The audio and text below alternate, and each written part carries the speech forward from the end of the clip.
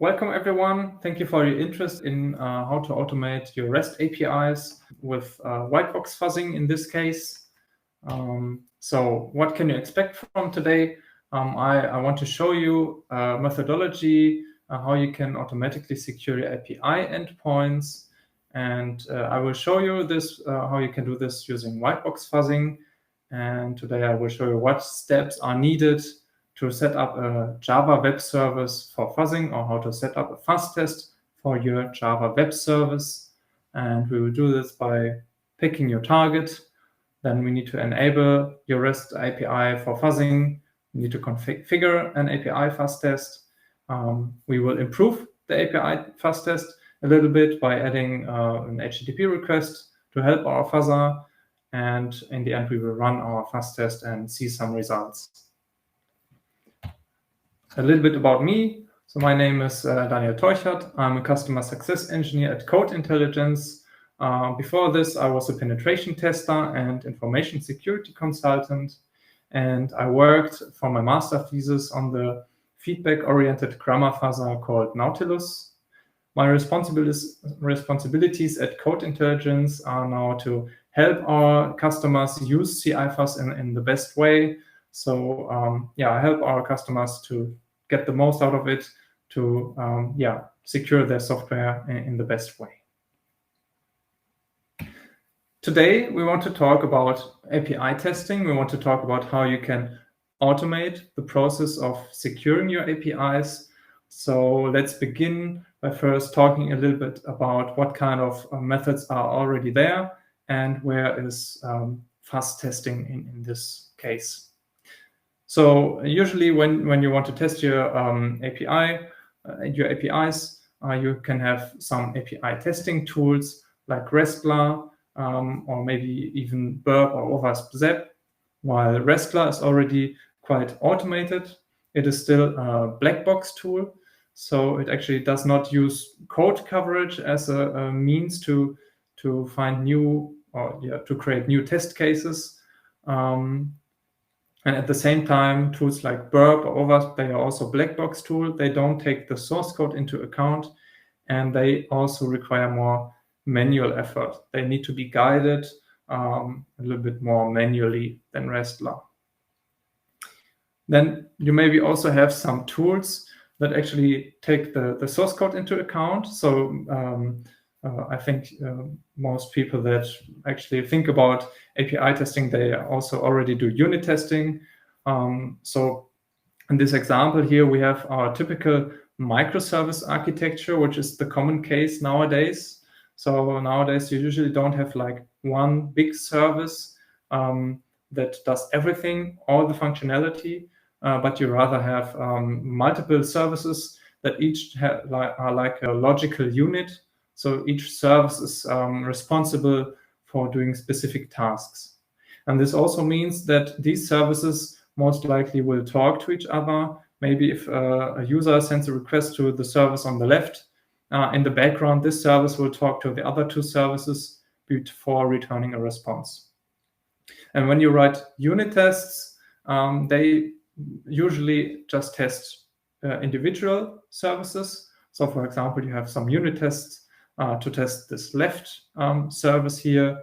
And these unit tests then need to mock the other services in a meaningful way, so that you just simulate how these other services would behave in the real world. And this is usually a good way for unit testing, but it can be a little bit difficult if the other services, for example, they change their behavior, but you don't change your unit test. Then you have a gap between the real world and the assumptions in your unit test. And this, of course, can lead to new bugs.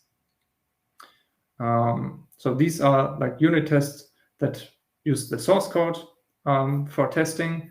Then, of course, you can also do some code review, maybe some static code analyzers that will analyze your code for potential vulnerabilities, potential problems, potential bugs in your code. These testing methods, they have some common challenges. So for example, testing all possible parameter combinations is very hard.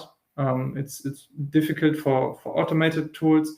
It's super difficult for manual tools like Burp. And even for unit testing, everything it's really hard. It really depends on the imagination of the one who writes this unit test. Also, ensuring and maximizing the test effectiveness is very difficult when you talk about black box tools. So in the end, when you've done a manual test using Burp or WASP-ZAP, you cannot be 100% sure how much functionality of your application did you really test. So how much of your code was actually executed during your tests. And then also talking about the unit tests where you need to mock the other services, it can be very, very difficult actually to mock these services in a meaningful manner. And in the end, we of course want to automate this process.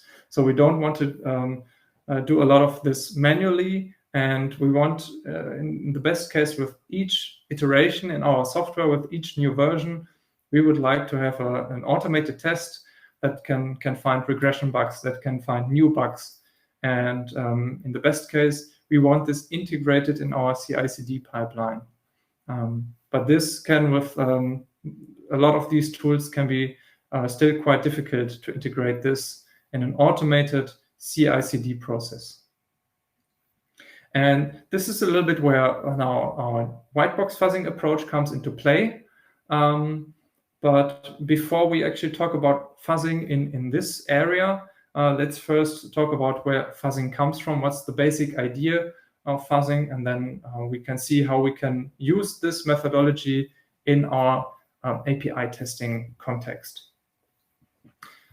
So the basic idea behind modern fuzzing or feedback-oriented fuzzing is that we send some inputs to a program that we want to test, and then we also watch its behavior.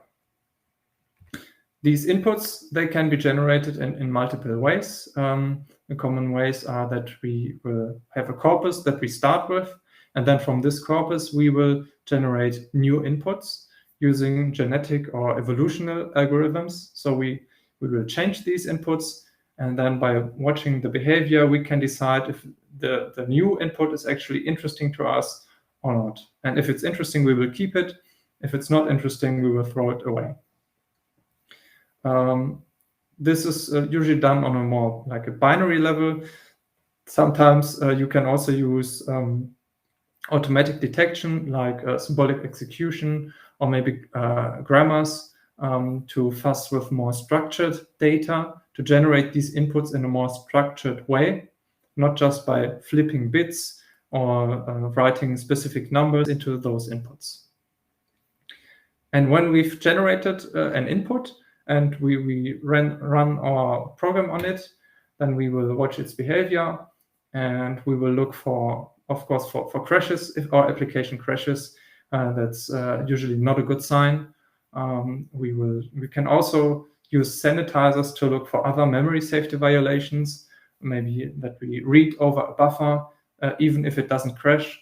But we can also find bugs that are more high level, like SQL injection or cross-site scripting bugs that are more often in our web applications. And basically, we can write our own sanitizers to test anything for anything. And then also in the end, we will get our coverage feedback. So our fuzzer will get information about what kind of code was executed while processing the input. And this can then, again, if we go back, help our fuzzer to decide what should be the next input. So with this idea, it might look like this. On the right side, we have our image parser that we want to test. And we actually have created an instrumented image parser. This instrumentation is very important for white box fuzzing, because this instrumentation is exactly this, observing the behavior of the application. This instrumentation will give our fuzzing engine some feedback about, again, if the application crashes, if we have some memory problems, or in general, what code was executed. On the left side, we have our fuzzer that generates input. So for example, in this case, our fuzzer generated an input just consisting of a single 0, and it wants to give this input to our image parser, and then our image parser will try to pass an image out of this 0. Of course, 0 is not a real image, so in the end, we will return very early from our image parser, because the parser will say very early, well, this isn't a real image. I don't know what to do with this. Please take this back. And at the same time, the instrumentation will also feed some feedback to our fuzzing engine. It will tell the fuzzing engine, well, the input that you've generated, that was not very interesting. We have returned very early. We haven't even executed the interesting parts of our image parser. Please try again. And then our fuzzer will try again. It will generate more inputs, more different inputs. And at some point, it will also generate inputs that actually start with some magic bytes from images. So for example, these FFD8, FFDB, like magic bytes for a JPEG image. And when our fuzzer generates an input like this, the instrumented image parser will actually go or pass this more than the other inputs, because the image parser will see, oh, this actually starts with the correct magic bytes. So let me try to pass this as an image. And maybe this actually is a green image, is interpreted as a green image. So the fuzzer will get feedback and it will see, aha, so my input was actually passed and I've reached more interesting parts in the source code. And then it will try to mutate this input, maybe create a new image and a red image. And it will try more and more different kinds of images to achieve more and more code coverage in the instrumented image parser. And by achieving more code coverage, we will, of course, also increase our chance of finding vulnerabilities. So this is the basic idea of fuzzing. And with this idea, there's also a common misconception. And this misconception is that fuzzing only works for memory unsafe languages like C or C++. So languages where we can find stack buffer overflows, heap buffer overflows, vulnerabilities that maybe even can lead to remote code execution. But as I've also said earlier, we can find all kinds of vulnerabilities also in memory-safe languages like Java. So as I said earlier, we can also write our sanitizers to identify SQL injection vulnerabilities or other more abstract problems. And that this works, you can also see this because this year we have open sourced JVM application fuzzer called Jezza.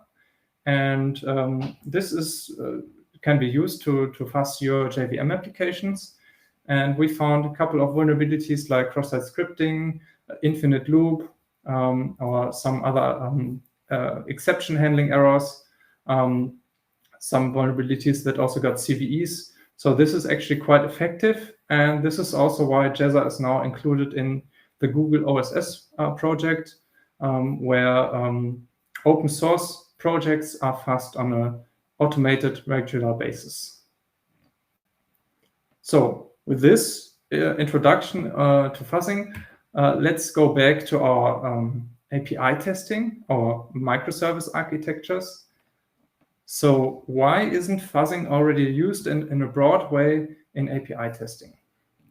So the problem here is that the basic idea, the original idea of fuzzing comes from different architectures and from different use cases. So usually fuzzing was used to fuzz single applications that process binary input. So the fuzzers are very strong in doing binary mutations. They are very good. They are started together with the target application, which is a single compiled binary, and they are fuzzing single functions. But this is not really the use case when you want to do your API fuzz testing or your API testing, because when you want to do API testing, maybe in the background, you have a lot of microservices. So you don't have just one single application.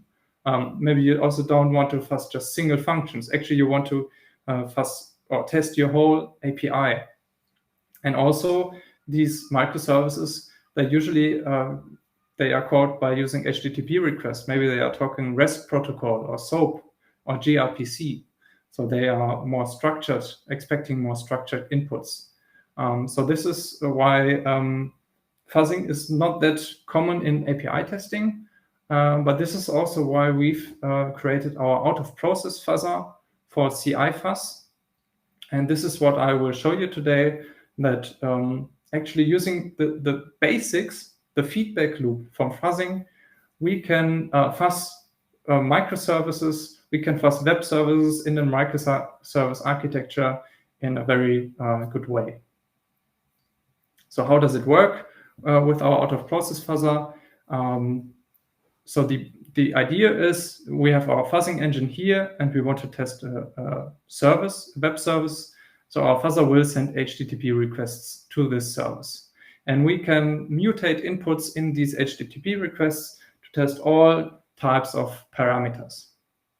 But then we want to do white box fuzzing. We want to know how much code coverage did we achieve. We want to know, is this input that the fuzzer generated, is it interesting or is it not interesting? And this is why we will deploy agents together with all the services from this microservice architecture.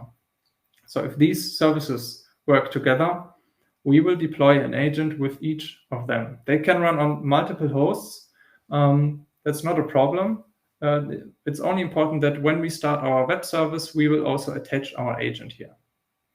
And then when our fuzzer sends HTTP requests to the left service, the agent from this service will give the feedback back to our fuzzer to tell what code coverage did we achieve, what's the behavior of this application, was there an SQL injection or not. And then when this service also talks to the other services, these agents will also report back to our fuzzer, and they will also give the same information about if we achieved new code coverage, if we have found an SQL injection. So it is possible that our fuzzer sends an HTTP request to the left service, and then we have an SQL injection actually on this right service. And we will observe this because we have our agents everywhere. And in the end, we can also say exactly how much code coverage we achieved. So, but let's take a look how this actually works. And I want to show you what steps are needed to set up a fuzz test in a real demo. So let me share my screen, 1 second.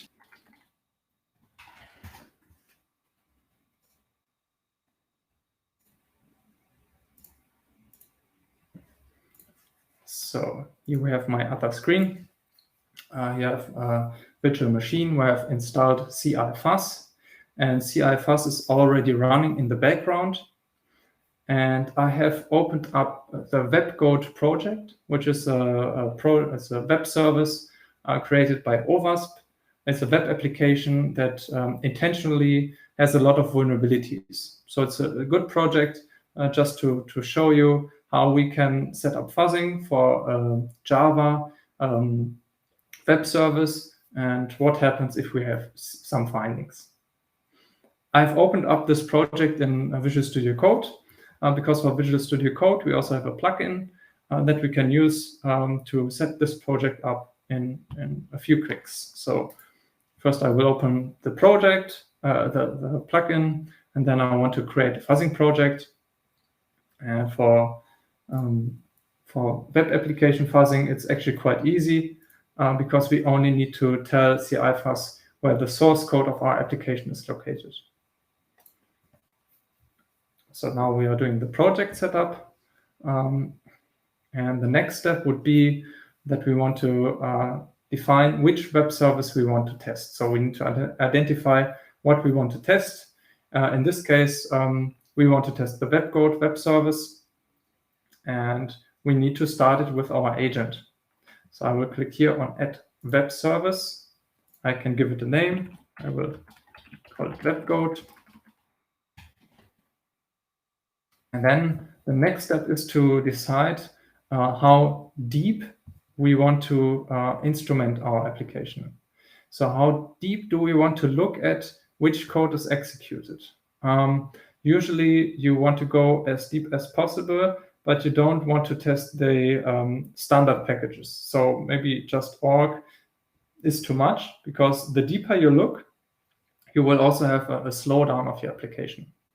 But since we want to test the webcode application, I will choose the org.ovas.webcode package. And this will also include all lower level packages. So we will see every code that is executed from these packages. The next step would be to tell how our agent can talk to our fuzzing server. In this case, it's per default at localhost, because my fuzzing server is running at localhost.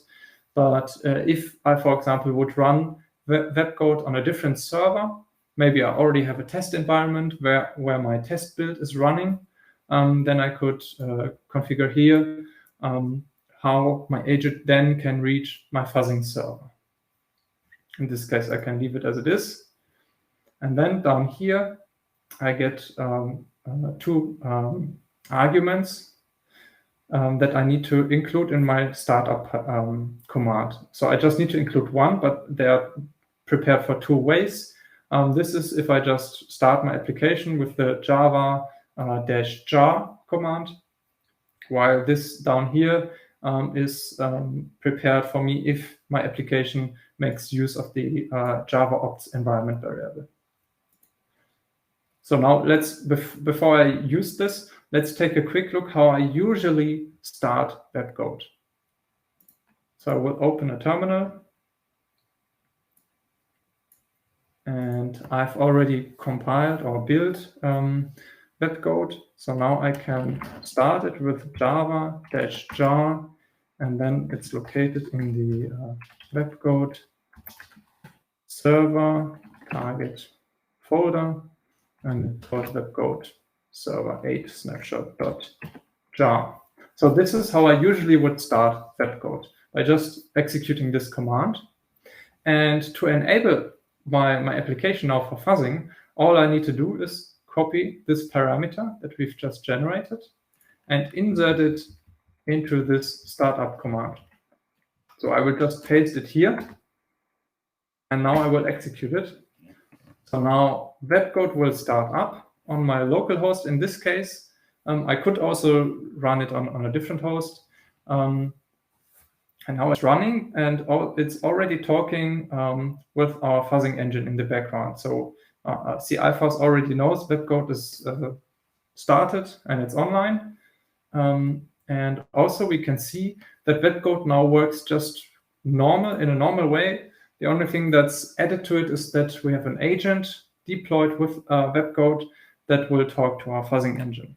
So just to show, we can actually access webcode. Should be able to exit it. Maybe I was too quick. There we go. I was a little bit too quick. I can access webcode on our local host.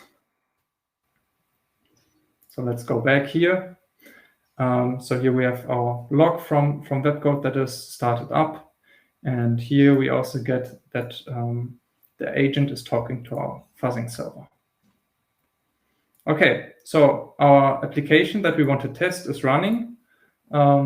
It is talking to our fuzzing engine. So the next step is to create a fuzz test. So I will click here on Add Fuzz Test. And now I can choose from the possible fuzz test that I can create with CI-Fuzz. In this case, we want to fuzz Java because webcode is a Java application, and we want to create a Java web app fuzz test. We want to use our out-of-process fuzzing. So first I can give my fuzz test a name. So I will call it fuzz webcode. Next step is we can decide which web services we want to test. So in this case, we are only testing one web service, only webcode, but in theory we can test multiple web services at once. Again, this is very handy if you are working with a microservice architecture. So we want to fuzz webcode, and then the next step is we could configure some exception policies. So maybe your application will return specific return values in specific cases, then you can define this here. If our fuzzer should ignore some return values, should ignore some requests, responses, then you could configure this here. For web code, that's actually not needed, so we are already good to go. I can save this fuzz test. And now the question is, when I start my fuzz test here, so what will our fuzzer do? What kind of HTTP request will it send to the application? Well, in the background, our fuzzer already analyzed the endpoints of the web service that we want to test. So if I go back here to our web services and click on our web code web service, then we see that we've automatically identified all these endpoints. So how did this happen? So this was automatically triggered when we created our fuzz test, but we could also do this manually using this Analyze Web Service button. And CI-Fuzz can automatically analyze endpoints for Spring Boot, OpenAPI, and Swagger. So we can get the definition of the endpoints, and from this definition, we will automatically create example HTTP requests. So for example, if I take a look at my files here, creating this fuzzing project and this fuzz test, we have created this .code intelligence folder. And in this folder, we have a fuzz webcode seed corpus folder, which belongs to my fuzz webcode fuzz test. And in here, we have our seed corpus that was taken from the automatically analyzed endpoints. So for example, this seed 79 is this GET request. And we also have some POST requests in here, or some other requests with more parameters. And these were all automatically identified using Spring Boot in this case, because webcode is a Spring Boot application. So this means that when I have a fuzz test here and I click on Start Run, we will already have a good basis, a good understanding of the application, and our fuzzer can already send some meaningful HTTP requests to our application. So let's start our fuzzing run. I will also show this terminal where we can see some logs from our webcode application, because here we will see in a second that our fuzzer is sending lots of requests to it. So here we can see we have a lot of requests. We have some stack traces already. So we are fuzzing webcode now. You can also see here in Visual Studio Code, our fuzz test is running, and we can get some metrics about our fuzz test. I will talk about these metrics in more detail in a minute. But for now, just in the middle, we can see we are sending 34 inputs to our application per second. And on the left, we see our code coverage. So the higher this number is, the higher our code coverage is. And what we can see here is that in the first few seconds, we achieved a code coverage of 19, but then the last seconds, nothing has happened. So somehow our code coverage is not increasing anymore. And so let me stop this fuzz test again, because actually this fuzz test is not very meaningful at the moment, because webcode needs for nearly all its endpoints the user to be authenticated. So for nearly all endpoints, when you try to access the endpoint and you are not logged in, you will get the same response. Most likely you will be forwarded to a login page. So what we need to do now is we need to log in our fuzzer. And we can do this because, again, here in our file structure, in the .code intelligence folder, here we have a folder for our fuzz targets, so our fuzz tests. And here we have our fuzz webcode fuzz test. And for this fuzz test, we have an initial requests.http. This file, in here, we can paste an HTTP request. And this request will be sent before every request that our fuzzer will send. So we can put a login request here. And then whenever our fuzzer has generated a new input and wants to test it, it will first send the login request and then send the real request for testing. So now we need a login request. We can just obtain one from a browser. Maybe we first need to register a user. So let's quickly register a CI Fuzz demo user in webcode. So now we have a user and we can log out. So now we want to capture the login request. So here we have the user credentials, and now I click on sign in. And in our browser now we have captured this request. Oops, actually somehow this didn't work. I will do it again. 1 second. Let me open this in a new tab. And we will try again.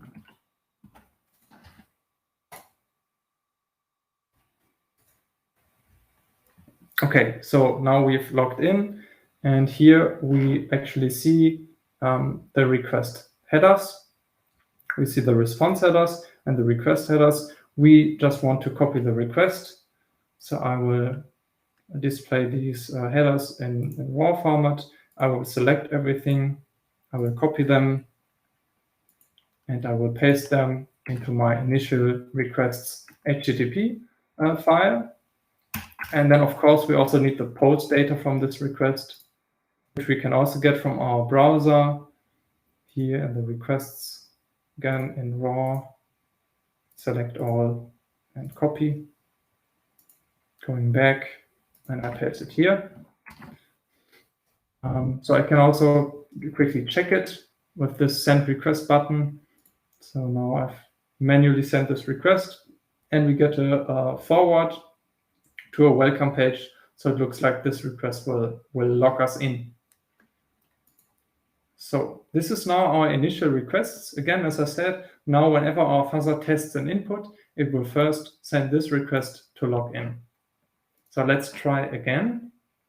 So here I'm back with my fuzz test, and I will rerun my fuzz test.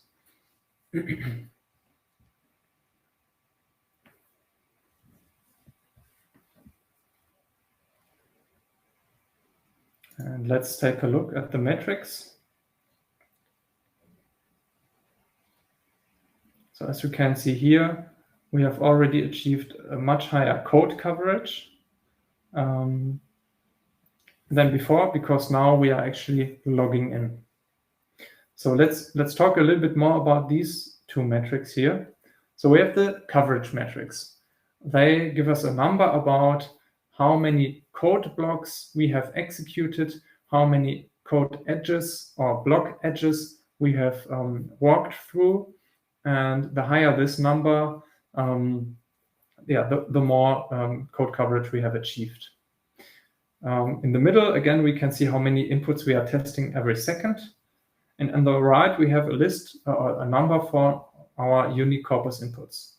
So what does this mean? Whenever we generate a new input that finds a new path, that triggers a new code block, that walks a new code edge that we haven't walked before, this input will be stored in our unique corpus inputs list. So by storing this, we will have all the inputs that achieve this coverage on the left. So for example, right now, again, we are testing 30 inputs per second, but we are already running for more than a minute. So we have tested way more inputs than 145, but actually only 145 were interesting. And the good thing now is, if I stop my fuzz test and rerun it, we will save these inputs and use them as a starting point for our next fuzzing run. So what this means is, I can run my first fuzz test, and maybe I will run it for a couple of hours. So then I will achieve a good code coverage here, and maybe I will have 400 unique corpus inputs. And then the next day, I can rerun my fuzz test, And after 5 minutes, I will have already executed these 400 corpus inputs, and I will have already achieved the same coverage than I have achieved in this hour-long fuzzing run before. And then from this point, of course, my fuzzer can still try to go even deeper. But yeah, basically it means by saving the unique corpus inputs, we can kind of save the fuzzing state.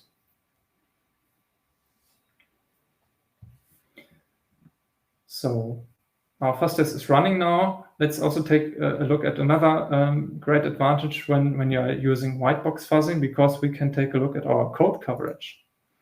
We can exactly see what code was executed, what was not executed. We can see we have a line coverage of 55%, but we have only a block coverage of 21%. We can see here for each individual file, how much did we cover. So we see we have a lot of files where we already have 100% code coverage. But if we scroll down here, we see there are still some files where we just have where we have less coverage. And then we can also take a closer look at what actually was executed in our files and what wasn't. So for example, here we see these functions, they were executed, but this function was never executed. And then we can think about, is this sufficient for us for our API testing? Do we want to let our fuzzer run for a longer time to see if it can still cover this? Maybe do we need to give our fuzzer a little bit of help to also trigger these the execution of these functions? Is this maybe dead code? So we can define or identify the use or the effectiveness of our fuzz test in a very detailed way. So back to our fuzzing run, and we see we've already have a lot of findings here, 37. So let's stop our fuzzing run at this point, and let's take a look what happens if we have a finding. So what we have here is we see we found a couple of SQL injections, some potential SQL injections. We have some dereference of null object problems or bugs, some other exception problems, and some more findings. Let's take a look at an SQL injection finding. So what we get when we have a finding is we can, because we are doing white box fuzzing, we are using the source code. We can point you exactly to the location where the problem has happened. So in this case of an SQL injection, we can show exactly which query at which point was executed. So here we see this query, we were able to inject something in this query and it wasn't filtered correctly. We can also show exactly which request our fuzzer generated that triggered this bug. And we can also give you a curl command so that you can also reproduce this error and maybe debug it. For each finding, we also give some details. So we have a severity rating for different types of findings. We have a generic description for different types of findings and some useful information. We can show you the exact stack trace. So how did we actually end up with executing this query where someone could inject something? And we also get a log. So for example, here we see we have this SQL injection because our fuzzer actually produced an SQL syntax error exception. So that's maybe also different to other static tools.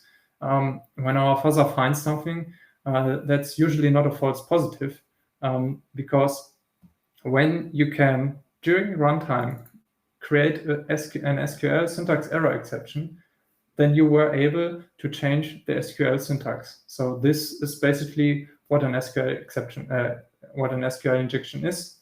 So we can say that we for sure found an SQL injection. Yeah, and lastly, we also give some OWASP information for our web application findings. So what have we done so far? We created a Fuzz test for this web-goat service. We achieved a code coverage of 54% in this short run. We found a couple of vulnerabilities. And so the next step to automate this process, of course, would be to put all this into your CI/CD. So what you can do with CI Fuzz is you can generate scripts for your CI/CD platform, for GitLab or Jenkins or GitHub, or even for any CI/CD platform, basically. And you can then use this script to trigger these Fuzz tests automatically. So for example, you have a new release, you have some changes to your application, and then you want to build it. Then in your CI/CD pipeline, maybe someone has made a merge request or pull request, and then automatically we can trigger a fuzzing run and test this new version for regression bugs or for new bugs. And of course, creating this Fuzz test, it does not need to be done every time you want to test it, but rather you can create this Fuzz test once and then configure it into your CI/CD, and then with every change, you can again run your Fuzz test and check for vulnerabilities. So, and this is where you get the most value out of fuzzing, by really automating it, by starting it automatically with every new software version. Or maybe you can do nightly runs or something like this. Okay, so much for the live demo. Let's go quickly back to the slides and then talk about what we have done.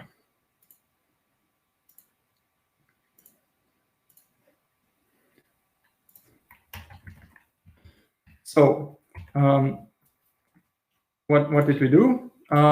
We created a Fuzz test for web-goat by doing these 5 steps, or rather we were doing just 4, because the first step is when you want to fuzz your API, when you want to test your API in an automated way, you need to identify your target. So you need to know which APIs do you want to test, which web services do you want to test.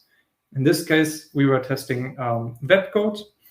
And so what we had to do is we need to generate this parameter to inject our fuzzing agent, where we decided how deep do we want to instrument, and we needed to tell our fuzzing agent how he can talk to our fuzzing server. After that, we started our application with our fuzzing agent, and we created our first Fuzz test, which was basically automatically in the background.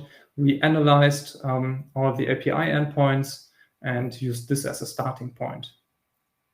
Then as the 4th step, we saw that to fuzz web-goat in a meaningful way, we needed to log our fuzzer in. So we captured a login request and configured this as an initial request. And lastly, then we were running our Fuzz test, and we found some bugs, and we were able to see what kind of information white box fuzzing can give you when you have a finding. So that's from my planned side. So now we have some time for questions. So let me take a look at the chat. So here's a question. How will CI Fuzz identify a bearer token captured in OpenID SSO authentication and pass it to the API calls? Okay, so this is a little bit more complex login process than what I've shown here. So what we can do is when we create this initial request, we can not only add one HTTP request, but we can add multiple HTTP requests. And what we also can do is we can pass the data from the responses. So, for example, with OpenID, you will have multiple requests usually, and the last one will most likely contain the token that you then will use later for to authenticate yourself to your application. So what you need to do is you need to put multiple requests in this initial requests file, and then you also need to make sure to use the response values in the next requests. And so maybe also to add to this, of course, there are even more authentication mechanisms out there than just the simple login that I've shown, and maybe OpenID Connect. You can also have other authentication mechanisms. So this is why our initial request method is a very general approach, where you can send really any requests you need to authenticate in the end. And you can process any return value or any response value, any value that is in the response from the server. Then thank you very much for your interest today. And if you're more interested, please get in contact with us. You can see our details here. I think my colleague also posted some interesting links in the chat, where you can also take a look at what I've talked about today. So thank you very much.